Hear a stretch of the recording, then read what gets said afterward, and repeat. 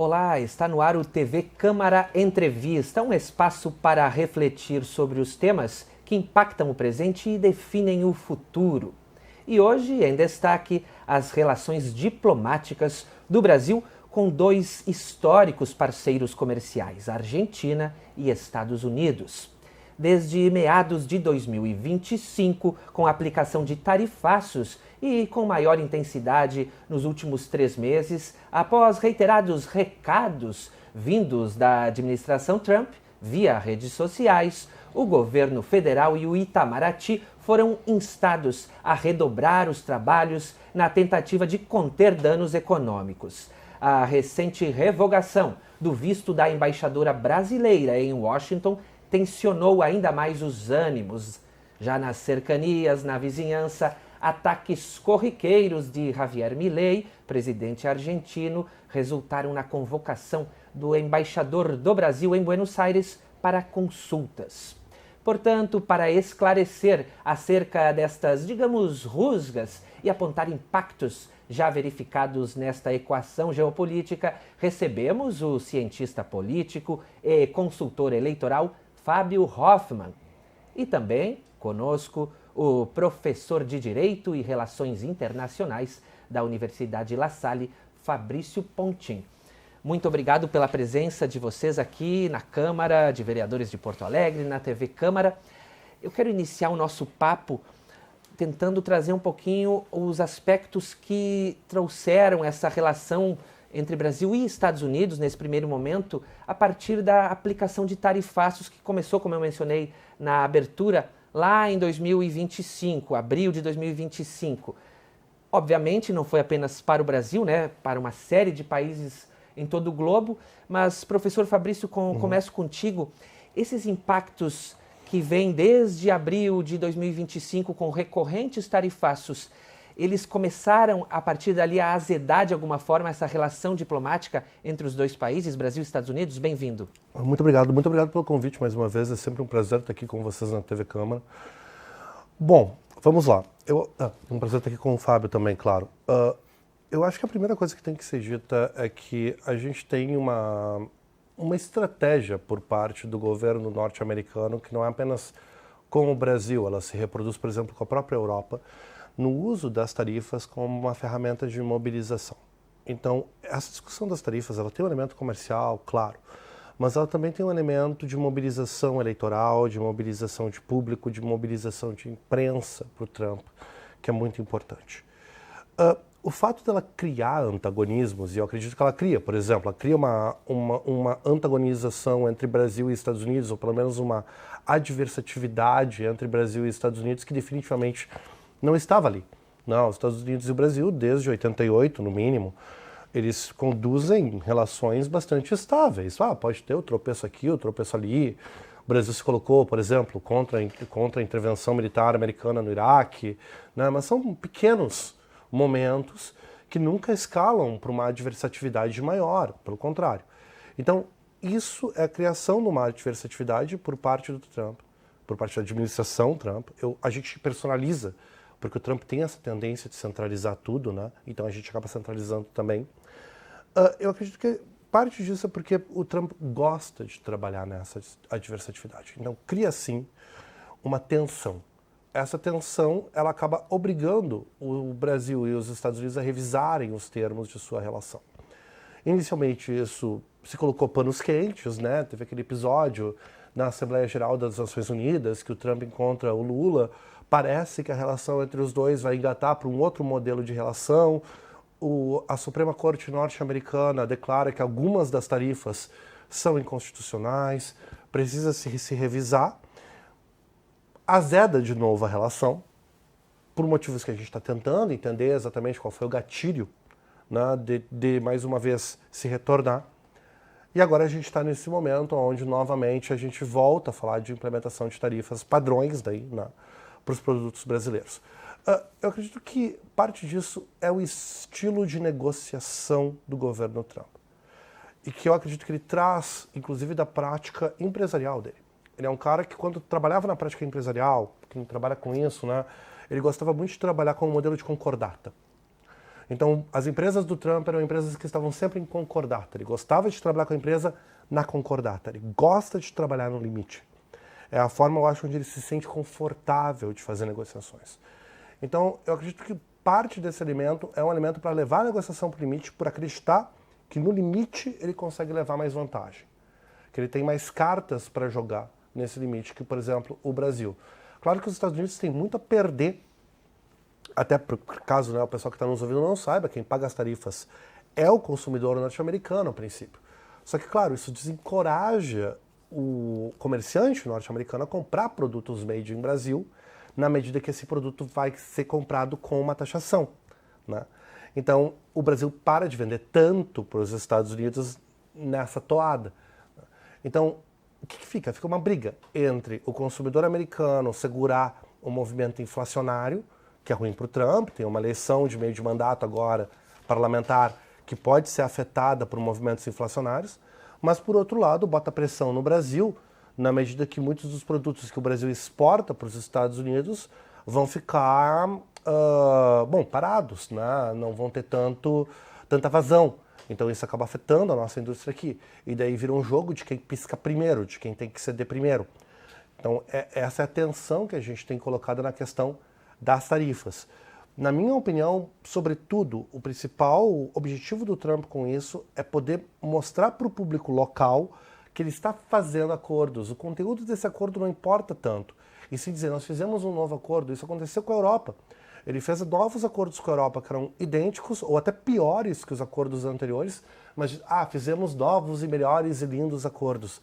É muito mais sobre manter essa ideia de negociação correndo na imprensa e jogar no limite, que é algo que ele gosta, e usar isso, claro, também para botar pressão, mesmo na eleição e no pós-eleição aqui no Brasil.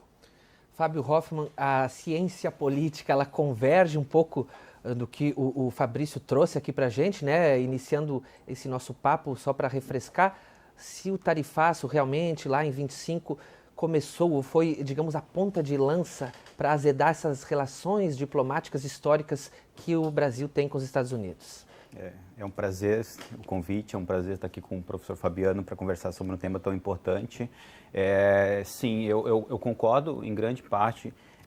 Esse tensionamento, esse novo capítulo nesse tensionamento que tem ocorrido, vem de uma mudança na política externa norte-americana, que ela tem acontecido nos últimos anos, se nós voltarmos um pouco atrás, porque o fenômeno é muito complexo e agora nós estamos assistindo só mais um desdobramento. Nós temos uma mudança na visão do eleitor norte-americano, no qual ele elege o Trump em 2016.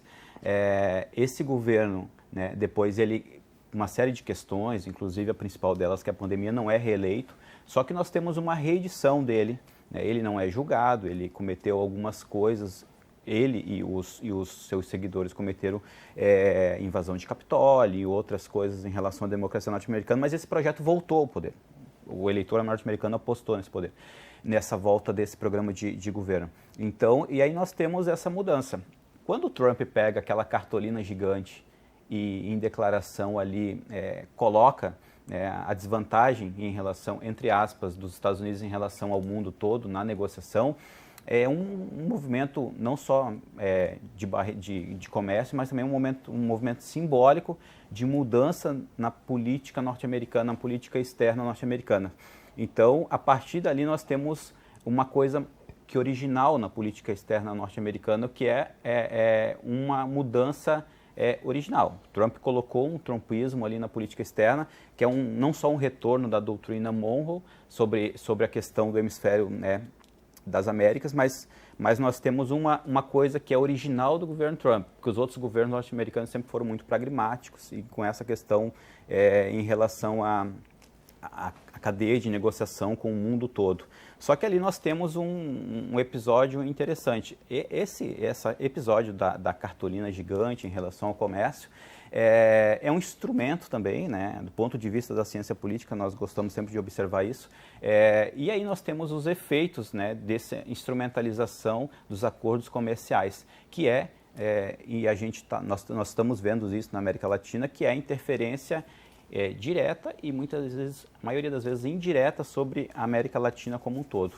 E aí nós temos essa questão eleitoral que atinge diretamente o Brasil, né, e esse processo eleitoral que nós estamos vivendo. Então, se nós olharmos agora pensando em Brasil, na relação Brasil e Estados Unidos, nós estamos vendo um tensionamento que começou ali com a interferência norte-americana no julgamento do STF em relação aos acusados da invasão do Palácio dos Três Poderes. Então, nós começamos a ver ali uma interferência ideológica, né, assim, diretamente através da influência do Trump, contestando aquele julgamento que vinha ocorrendo pelo STF, e o componente comercial veio, né, concomitantemente com isso. Então nós temos esse uso dos instrumentos comerciais pelo Trump, como o professor Fabiano bem colocou aqui.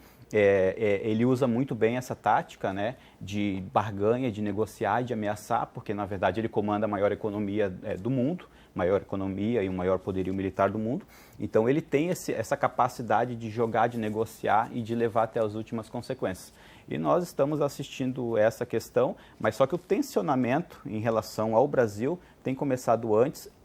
Concomitantemente, as questões comerciais têm andado a interferência e a influência ideológica em relação ao processo democrático brasileiro, em relação a tudo isso. E eu gostaria de chamar a atenção só para deixar a bola pingando, porque essas pessoas que estiveram aqui no Brasil agora recentemente, a mando do governo norte-americano, viriam, entre outras coisas, para dar uma olhada no processo eleitoral. Os Estados Unidos já deram uma declaração de que os resultados das eleições brasileiras serão aceitados e outras coisas mais. Mas, né, nós temos uma discussão importante ali em relação à legitimidade do pleito, que vai ocorrer agora em outubro. Então, isso pode ser uma questão central. E o debate sobre a questão externa, eu acredito que ela vai cair direto na pauta do debate eleitoral que começa agora. O debate eleitoral gratuito começa agora, a campanha eleitoral. Então, como na pandemia em 2022 teve a questão das vacinas e da administração da pandemia, agora nós provavelmente teremos um tema central que será a política externa, e essa polarização pode extravasar para a questão internacional. Perfeito. Aí, depois, professor Fabrício, o Donald Trump, ou a administração estadunidense, parece que, né, após essa questão do tarifaço, que na verdade foi corriqueira ao longo de 25 e de 26 até o presente momento, agosto de 26. Mas parece que a administração Trump colocou o pé no acelerador, porque daí a gente tem praticamente um combo, né? Além da lei Magnitsky, né, aplicada a integrantes do STF, por exemplo, aqui no Brasil. Ok, depois ela foi revogada, mas enfim, tivemos a classificação do primeiro comando da capital e do Comando Vermelho como organizações terroristas, né, por parte do governo estadunidense. Também a gente teve influências ou, digamos assim, alguns recados diretos via redes sociais, como eu mencionei na abertura do programa, de Marco Rubio, né, que é o secretário de Estado, filho de cubanos. Teve um combo aí de fatos, de acontecimentos que, pelo que me parece, ajudaram a engrossar esse azedume das relações diplomáticas, aí culminando depois com a questão do visto, mas eu quero deixar a questão do visto por uma terceira momento aqui da gente falar. Mas esses fatos que eu mencionei aqui ajudaram de fato a azedar cada vez mais e a ter uma interlocução menos estreita entre o Itamaraty e a Secretaria de Estado norte-americana? Me parece que a gente está vendo a Secretaria de Estado norte-americana e o Marco Rubio. Isso é uma coisa que eu acho que vale a pena a gente comentar em termos eleitorais, ok? Porque é um pouco contraintuitivo, talvez, para a gente pensar nisso enquanto brasileiros, né? Que é o seguinte: o Marco Rubio tem pretensões eleitorais. Se a gente olha para a eleição do Trump em 2024, uma das coisas mais interessantes é o movimento que o Trump teve com a população latina, especialmente homens latinos. 45% dos homens latinos nos Estados Unidos inteiro votaram em Trump. No sul dos Estados Unidos, esse número aumenta ainda mais. Então, se você pega a Flórida e Texas, né, principalmente, o número de latinos que votaram no Trump é muito alto. O que a gente tem, o que a gente percebe é que essa política de intervenção norte-americana, vamos usar a palavra intervenção norte-americana dentro da política latino-americana, ela é relativamente popular com a população latino-americana dentro dos Estados Unidos. E o Marco Rubio tem pretensões eleitorais. Então ele sabe que, como secretário de Estado, ele conseguir dizer que está liderando, por exemplo, operações como a operação na Venezuela. A operação na Venezuela foi extremamente bem vista pela população latino-americana nos Estados Unidos, especialmente entre cubanos. Isso é essencial para a Flórida, essencial para a população latino-americana em estados como Nova York, Nova Jersey, que tem uma população cubana muito grande, né? Então, o que acontece? Tu pega por aí incentivos para esse tipo de postura. O Rubio, que não é um cara burro, ele está vendo isso e está navegando essa posição dele. Tu mesmo colocou, ele enquanto filho de cubanos, sempre foi a pauta principal dele.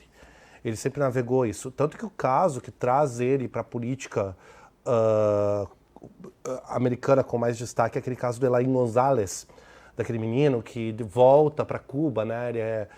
Inclusive o próprio governo americano faz o resgate dele para ele voltar, porque naquela época o Rubio se colocou muito contrário à operação norte-americana com relação àquele caso que devolveu a criança para Cuba, e ele se colocou muito contrário àquela posição do governo norte-americano, dizendo que a criança tinha que ficar nos Estados Unidos. Aquilo ganhou muito apoio para ele dentro da Flórida, foi como ele começou a surgir dentro do contexto da Flórida. E ele tem, então, um cartaz muito grande dentro desse ponto. Eu acredito que se a gente olhar para essas intervenções, elas acabam azedando a relação, mas elas também são interessantes, porque o que eu percebo? O Trump me parece ter terceirizado um pouco da administração das questões da América Latina, pelo menos do ponto de vista geopolítico, para o Rubio. E desde então a gente vê esse azedamento que tu chamou. Porque houve uma normalização, houve uma tentativa de normalização, houve uma desnormalização no início do governo. Logo após a Assembleia Geral, há uma breve normalização ou tentativa de normalização das relações entre Estados Unidos e Brasil. O Lula chega a convidar o Trump para vir para o Brasil. Parece que a coisa vai engatar. Quando existe a intervenção norte-americana na Venezuela, ela ocorre, não digo com apoio, mas com anuência do governo brasileiro. O governo brasileiro faz uma ou outra declaração mais pró-forma. Sóbria. Né, bem pró-forma com relação àquela intervenção. E logo depois a coisa começa a azedar novamente. Mas quando ela começa a azedar novamente, as declarações sobre a América Latina são muito mais capitaneadas pelo Rubio do que pelo Trump ele mesmo. O Trump falando mais, eu nem penso mais no Lula, não quero mais saber dessa história, e daí, claro, muitas coisas, muitos documentos do governo norte-americano voltando a falar em termos que a gente não ouvia falar há muito tempo, desde a década de 60, com relação a essa supremacia hemisférica, né? E daí o Rubio capitaneando essa política de Estado dos Estados Unidos. É uma tentativa de fazer intervenção pela via política e de botar pressão no Brasil pela via política, mostrando os mecanismos de pressão política que os Estados Unidos têm ao seu dispor. Seja política econômica, seja política eleitoral, através dessa questão de dizer, olha, a gente sabe que existem atores dentro da própria política brasileira que estão dispostos a questionar o pleito, e nós não temos medo de dar força para esses atores, que me parece que é esse o recado, né? Então,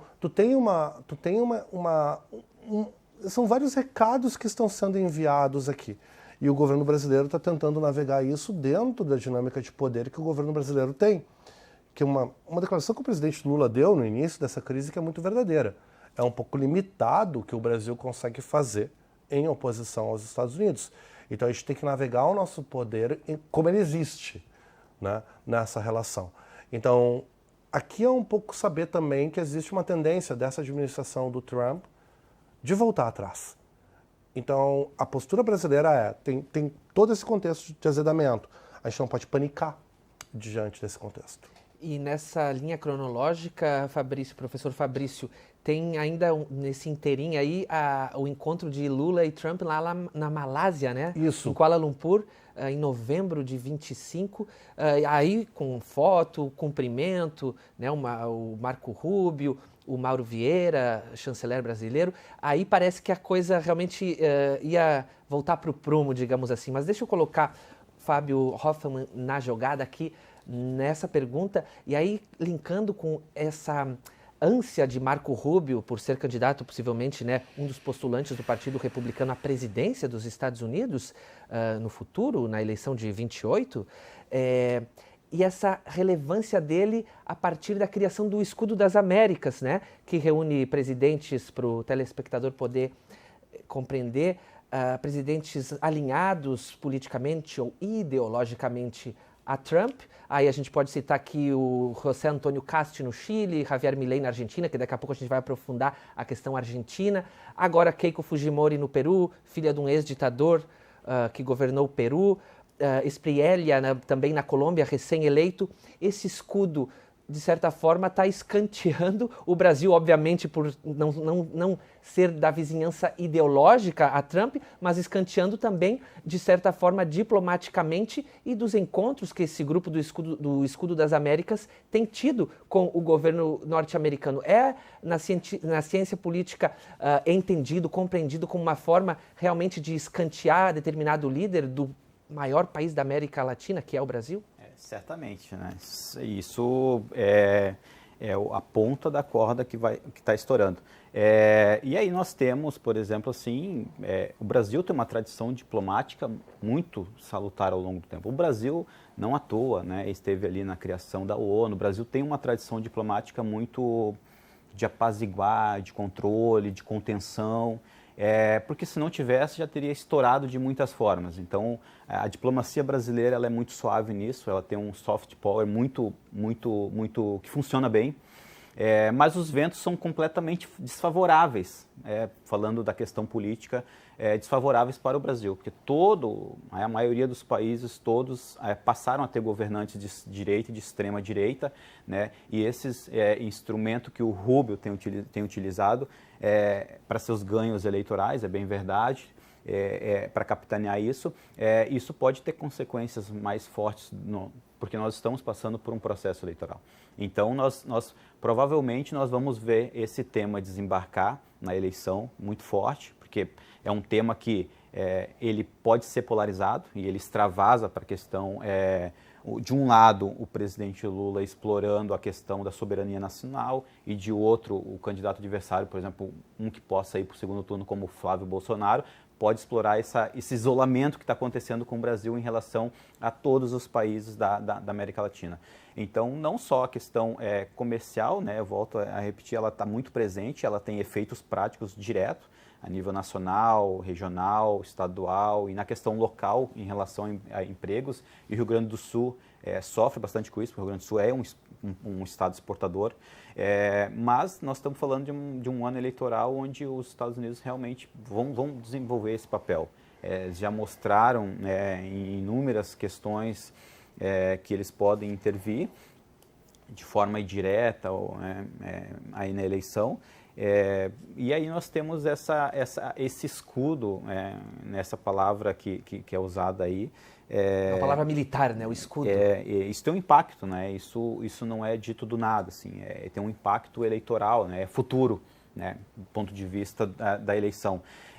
Mas nós não podemos esquecer que o Trump, por exemplo, em relação aos Estados Unidos e Brasil, o Trump foi eleito pregando não interferência, pregando América para os americanos, aquela decisão. Só que aí, em determinado momento, ele, né, e o pessoal que está no governo percebeu que realmente intervenções, como o professor Fabiano bem colocou, são eleitoralmente trazem um capital eleitoral muito convincente. Então, essas intervenções em relação à visão dos norte-americanos, mas também em relação aos latino-americanos, é bem vista por grande parte dos latinos norte-americanos, dos latinos que moram nos Estados Unidos. Então, sim, isso traz um ganho eleitoral para ele futuramente, e nós veremos um aprofundamento dessa política. Nós temos essa eleição de meio de mandato que vai ser crucial, né, para os Estados Unidos ali. Ela vai determinar os rumos da política, se amplia, se radicaliza mais essa política em relação aos países, e o Brasil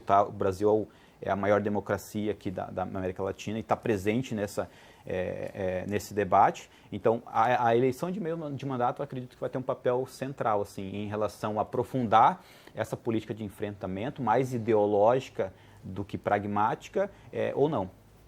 Meus convidados, a gente vai fazer agora um breve intervalo e já volta aqui com o TV Câmara Entrevista.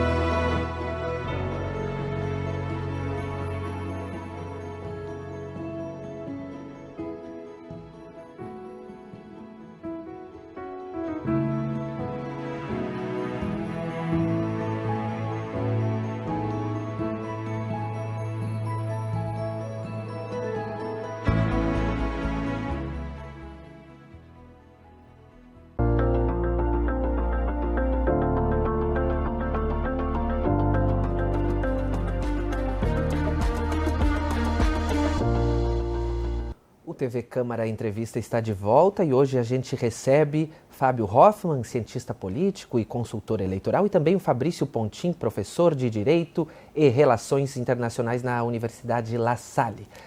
Para a gente retomar a nossa conversa, vou começar com o professor Fabrício, para a gente agora aprofundar a questão do visto da embaixadora brasileira em Washington, Maria Luísa Viotti, essa revogação, já que a gente fez um caminhar aqui cronológico dos fatos para compreender essa relação, essas rusgas, né, que eu falei no início do programa, rusgas, acho que até é light falar em rusgas.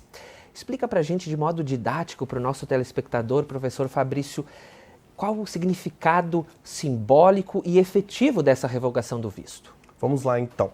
Eu acho que a gente fala em termos de anedota isso um pouco nas relações internacionais, né, que a diferença entre um espião e um diplomata é a autorização. O que é um diplomata? Ele é um representante de um país autorizado a estar como representante daquele país dentro de outro local, né, em alto nível. Então ele participa de conversas de alto nível, ele representa interesses comerciais, industriais, diplomáticos, militares, enfim, do país, né, no exterior. Quando você abre as portas do teu país para a autoridade diplomática de outro país, não deixa de ser o reconhecimento de uma normalidade entre os países. Não, nós autorizamos essa pessoa que representa politicamente os interesses do teu país para estar aqui. Bom, por que o Brasil manda um diplomata para os Estados Unidos? Por um lado, para representar a relação, a estabilidade da relação entre os dois países. Por outro lado, para entender como é que está a situação nos Estados Unidos. Então, tu tá ali para também mandar relatórios, tu manda briefings, tu manda relatórios diplomáticos que têm detalhamento sobre o que está acontecendo.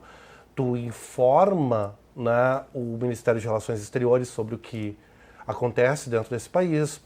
Muito bem. Se a relação está normal, a recepção, diplomatas são recebidos, né? Então, você autorizar o diplomata de um outro país a entrar no seu país é reconhecer isso, reconhecer que é uma normalidade. Não há hostilidade, você não tem nenhum motivo para presumir que a presença de uma autoridade de alto nível de outro estado dentro do teu país é uma ameaça, é algo ruim, né?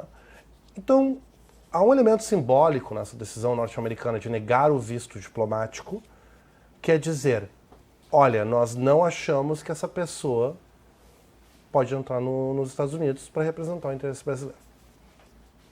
Então a negativa de um visto diplomático é um ato simbólico bastante drástico.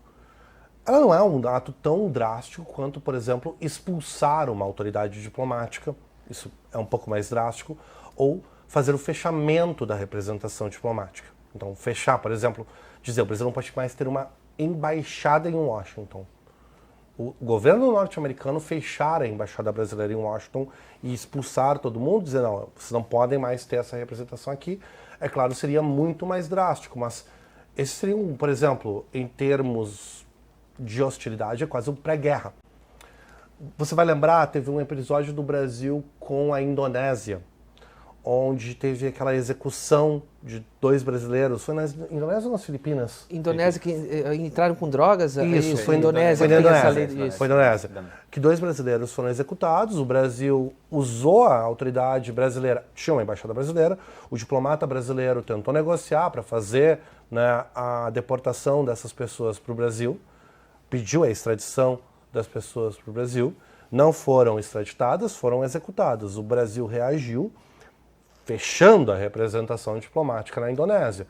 Isso é muito mais drástico do que negar a representação num outro país, né? Não é que ele parou de mandar diplomatas, ele fechou a representação. É dizer, nós não temos mais relações diplomáticas com esse país, né? Isso já é declarar uma hostilidade num nível maior. O que os Estados Unidos fez é uma declaração de hostilidade, dizer, não queremos essa pessoa. Não aceitamos essa pessoa como diplomata nos Estados Unidos. Eu não vi razões, tá? Não vi nenhuma razão dos Estados Unidos para negar isso. Eles simplesmente usaram um ato, que é um ato autônomo, eles podem fazer isso, eles não precisam dar razões para fazer isso, é uma questão de protocolo, é uma questão de boas práticas, você dizer porque está negando. Até onde eu vi até agora, eu não vi nenhuma declaração dos Estados Unidos de por que foi negado o visto diplomático para essa diplomata brasileira.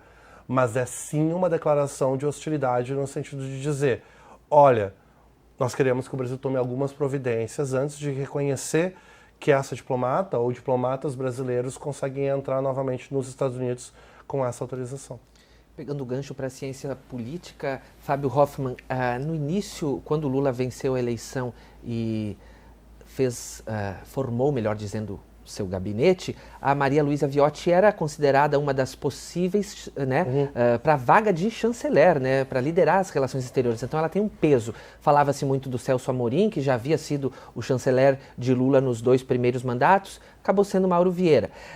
Esse peso, sendo uma figura relevante também do Itamaraty, como todos os embaixadores, e esse peso do fato, né, da revogação do visto, isso pode incidir de algum modo nos ânimos eleitorais aqui no Brasil, daí por parte do eleitor vislumbrando algo como, de repente, o Brasil vai ter suas relações comerciais, venda de produtos diminuídas, porque no imaginário do eleitor isso acaba ficando, não é, Fábio? É verdade, e isso é muito legal no período eleitoral, eu que analiso e trabalho com eleições, do efeito que isso tem, né, para a política externa, essas coisas, protocolar e tal.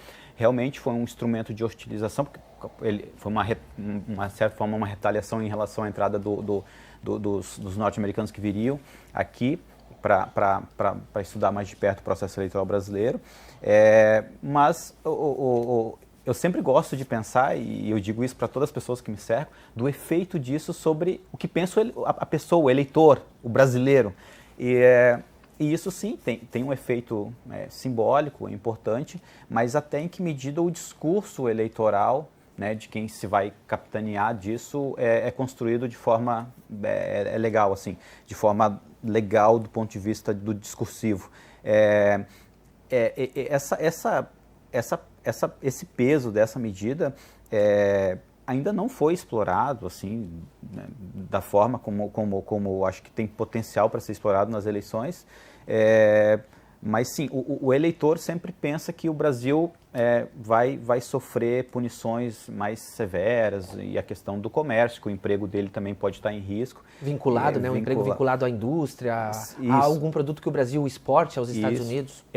Essa amarração discursiva é que nós não vemos por parte da campanha eleitoral, por exemplo, de oposição. Mas, do ponto de vista da situação, nós podemos ter um discurso também da soberania, né? Então, assim, às vezes que o Trump tentou intervir e o governo dele tentou intervir de forma mais direta, o Brasil e o governo brasileiro, de certa forma, subiu a pontuação nas pesquisas. Por exemplo, quando você pega certas intervenções que tentaram fazer no STF, aquilo trouxe prejuízo eleitoral mais para a oposição do que para o governo. O governo conseguiu capitanear aquilo para si.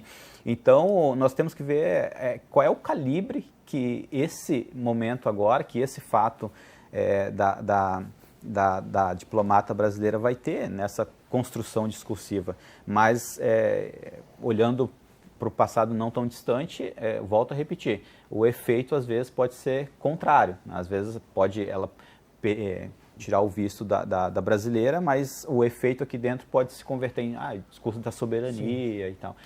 Ao inverso, as pretensões, digamos, de Donald Trump. Agora a gente vai falar sobre a nossa vizinha Argentina, né? Não podemos deixar de abordar a questão prometida no início do programa, vizinha, fronteira, inclusive, com o nosso estado do Rio Grande do Sul. Professor Fabrício, as falas de Milei, ditas aqui no Brasil, criaram realmente uma tensão, creio eu, nunca vista entre dois parceiros históricos, vizinhos, questões culturais que aproximam Brasil e Argentina para além das comerciais. É algo inédito, assim, vocês lá no curso de Relações Internacionais têm estudado, têm avaliado tudo o que tem acontecido nessas últimas 3 semanas, acho que já tem umas 3 semanas, chamou a atenção dos alunos também para levar a baila e discutir isso em sala de aula? Sim. E eu vou te dizer que uma das primeiras coisas que chama a atenção é que é um erro de cálculo por parte do Milei. Eu acho que dá para colocar isso de forma categórica. Uma das coisas mais importantes quando a gente trabalha com dinâmicas de poder é você não calcular errado o que você pode ou não pode fazer. por mais que atualmente a Argentina esteja confiando na sua relação com os Estados Unidos, me parece que o Milei está um pouco confiante por causa disso.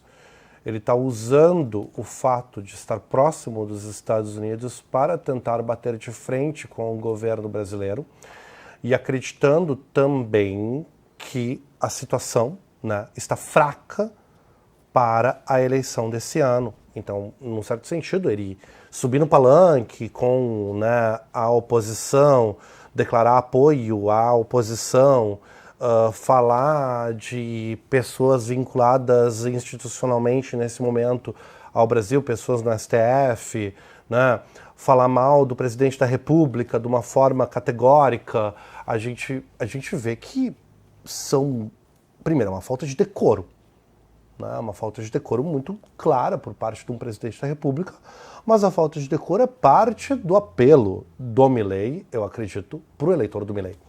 Então essa questão da falta de decoro está dentro do pacote que o Milei está oferecendo para o eleitor dele. Acho que a gente tem que avaliar assim também. Mas o que chama atenção, e chama a atenção da gente como professor, e que a gente comenta com os alunos, é justamente o erro de cálculo.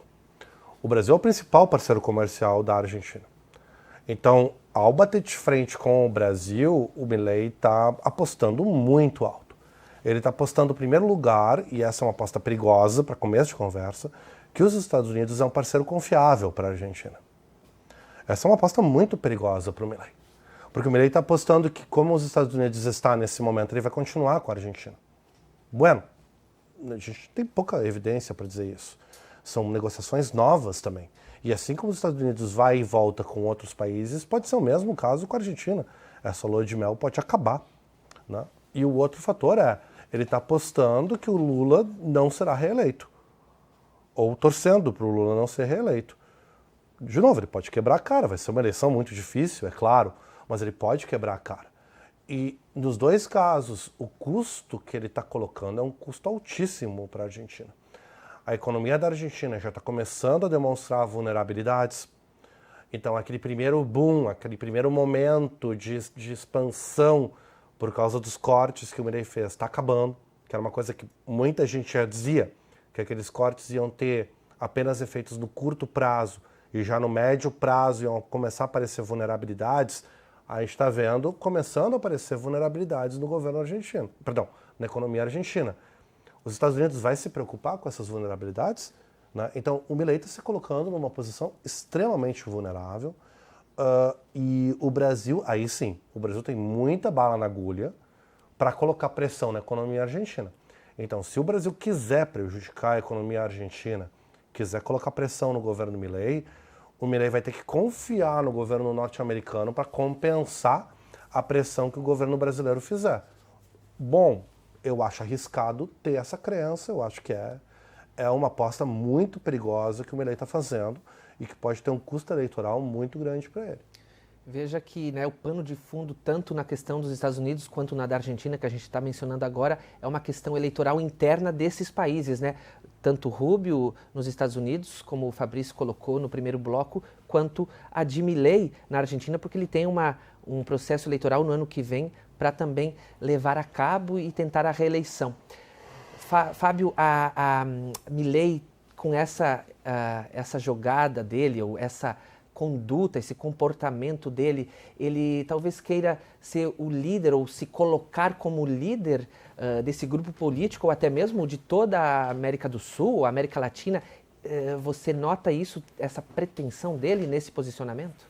A jogada é essa. A jogada é essa, ele tenta se colocar como um líder desses governos de direita e governos que estão mais à extrema direita aqui na América do Sul, né, na América Latina de uma forma geral.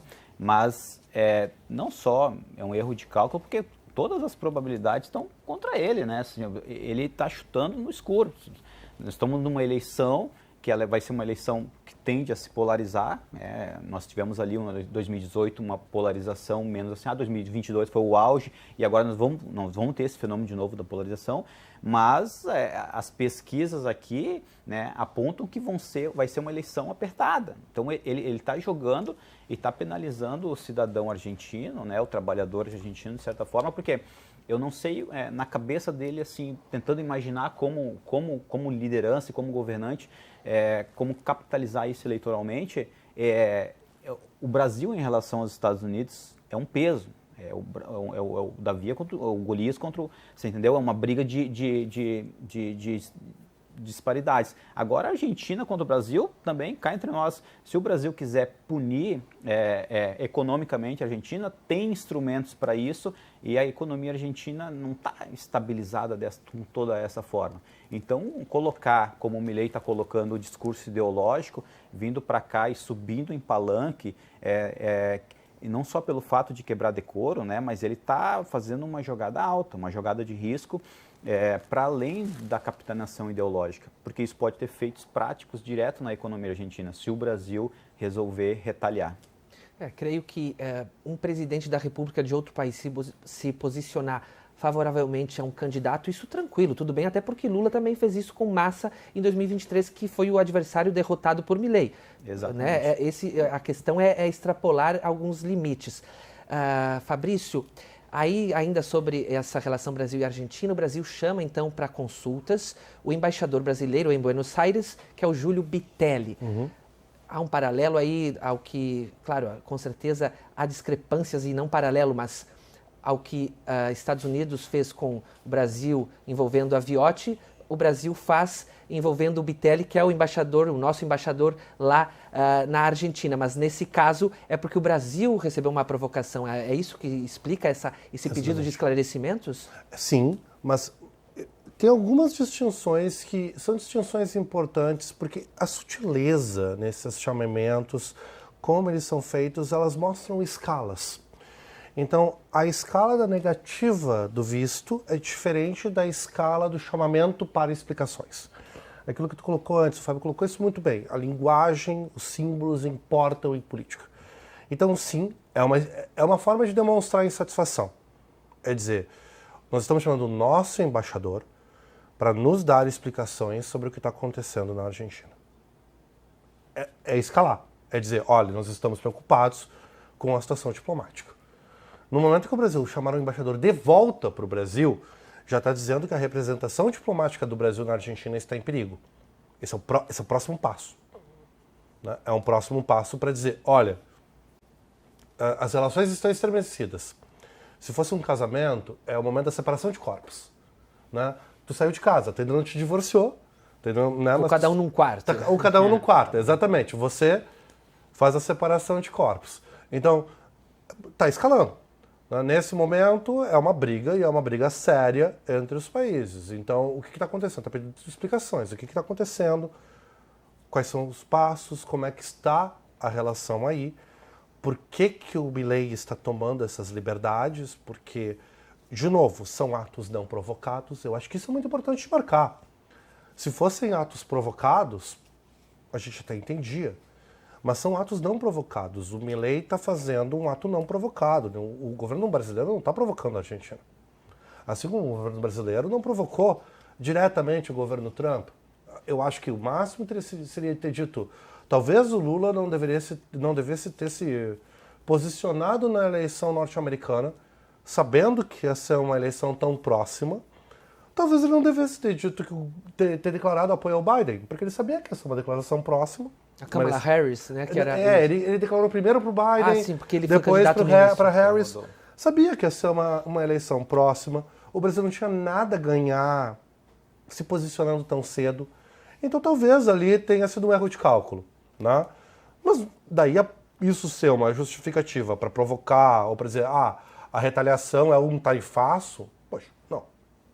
No máximo a retaliação seria o Trump declarar apoio à oposição nessa eleição. Eu até diria que seria uma retaliação proporcional. Dizer, não, olha, nós estamos mais alinhados com a oposição nesse momento no Brasil. Não seria uma retaliação proporcional. Agora, o que foi feito por parte do Brasil para justificar as atuais atuações do Milei com relação ao Brasil? E daí essa questão, ele quer se colocar como uma liderança dos movimentos de direita na América Latina. Bom, boa sorte. Não. A gente está encaminhando para o encerramento, então agora eu vou querer só breves considerações finais. Aí eu vou começar com Fábio Hoffmann, nessas considerações finais. Aí então a gente falou de Argentina, Estados Unidos, as relações brasileiras com esses dois países. Há um temor verdadeiro na sua avaliação de que, de fato, essas tensões possam provocar cisões e que isso possa deixar a economia brasileira com dificuldades, ou o trabalhador brasileiro, pensando no trabalhador brasileiro e no empresário brasileiro, porque, queira ou não, são relações que envolvem a economia, são relações geopolíticas, mas que envolvem finanças de um país e o bem-estar de uma população. Eu acho que esse tensionamento chega num ponto culminante agora, que é o processo eleitoral brasileiro, né, que é a mudança querida por esses outros governos e pelos Estados Unidos principalmente, para que os países da América do Sul e América Latina estejam mais alinhados com os Estados Unidos. Eu acho que nós estamos chegando num ponto culminante, mas não acredito num processo mais abrupto de estranhamento, chegar numa ruptura, assim. Mas, lembrando que os tarifaços têm um peso enorme, né, nas exportações brasileiras, na economia brasileira como um todo, que atinge o trabalhador que precisa do seu emprego em determinadas regiões mais que outras. Mas não acredito que esse tensionamento vá extrapolar essa questão para além de um estranhamento mais agudo, né, nessas relações. O tensionamento está aí, nós temos um processo eleitoral agora para passar, e vamos ver essas sinalizações e cada vez mais constante essas declarações de lideranças dos Estados Unidos, da América Latina, os governos, os presidentes dos governos de direita tentando também interferir ou dar o seu palpite em relação aos governos, em relação à eleição brasileira. Mas eu acredito que esse tema vai estar presente de forma decisiva, assim, vai ser um tema central que pode se polarizar para a questão internacional, para esses conflitos que estão acontecendo, mas não vai impactar mais diretamente na questão de formar uma ruptura, um abruptamento nas questões, relações Brasil, Estados Unidos ou Argentina e Brasil. Fabrício Pontin comunga dessa análise? Primeiro, agradecer ao Fábio pela parceria aqui hoje, acho que foi maravilhoso a conversa. Em grande parte eu concordo, eu acho que eu iria só numa questão importante.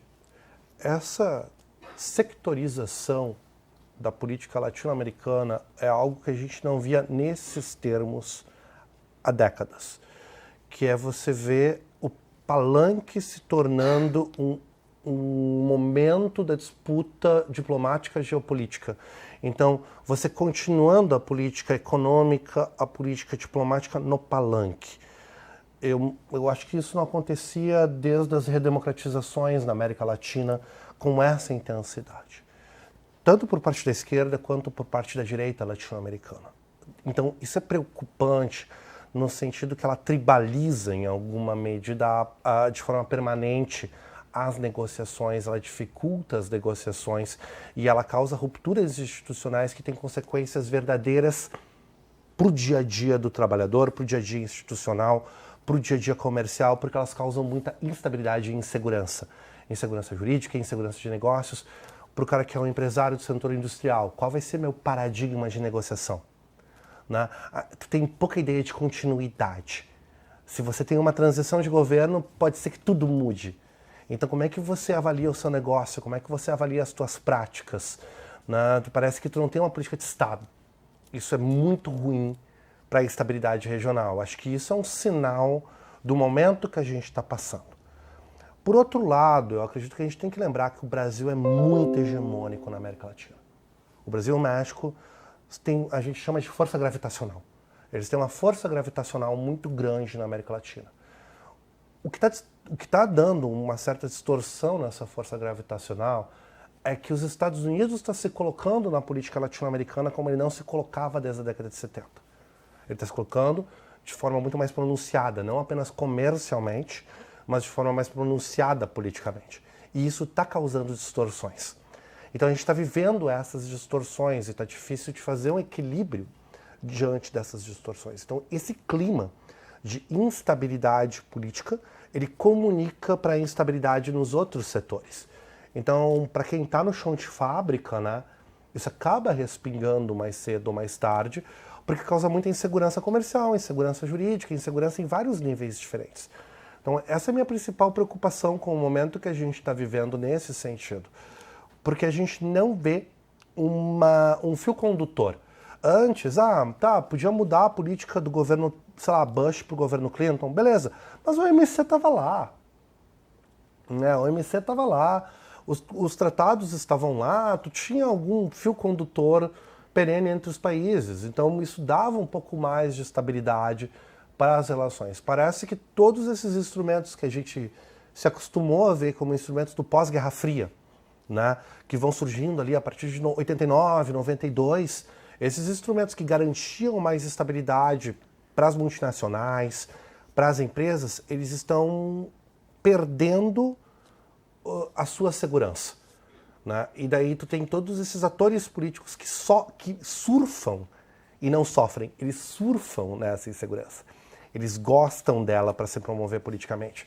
Isso é muito ruim do ponto de vista político. Então, acho que se tem um elemento para causar preocupação é que tem tanta gente se beneficiando desse contexto de desinstitucionalização. É isso, gente. O assunto jamais se esgota, mas o nosso tempo sim, tá bem? A gente conversou com o Fábio Hoffman, cientista político e consultor eleitoral, e também com o Fabrício Pontin, professor de Direito e Relações Internacionais na Universidade La Salle. O TV Câmara Entrevista de hoje fica por aqui. Mais informações você confere no site da Câmara de Vereadores de Porto Alegre. Acesse também as redes sociais da casa e o YouTube da TV Câmara. Quase gaguejei aqui no YouTube. Muito obrigado, a gente se encontra na próxima edição. Até lá.